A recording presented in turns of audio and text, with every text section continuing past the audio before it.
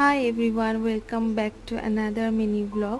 তো কয়েকদিন ধরে তো বেশ ভালোই বৃষ্টি হচ্ছে, আর তার জন্য ওয়েদারটাও জাস্ট দারুণ হয়ে রয়েছে।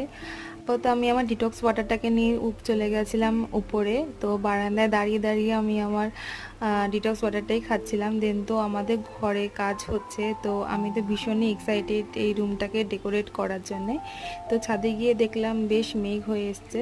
দেন তো আমি আমার ব্রেকফাস্টটা কমপ্লিট করে নিয়েছিলাম এই সুজি হেলদি অ্যান্ড টেস্টি উপমাটা দিয়ে। এটা সত্যি খুব ভালো হয়, তো তোমরাও একটু ট্রাই করে দেখতে পারো।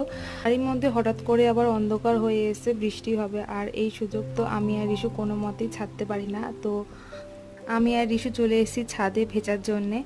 আর এদিকে একবার করে তো আমাদের ঠান্ডা জ্বর লেগে গেছে, কিন্তু তাও আমাদের বৃষ্টিতে ভেজাটা ম্যান্ডেটরি। আর এদিকে তো ও ঠান্ডাতে কাঁপছে। তারপর তো স্নান টান করে চুটকুকে একটুখানি আদর করছিলাম। সো দেখা হবে নেক্সট ভিডিওতে।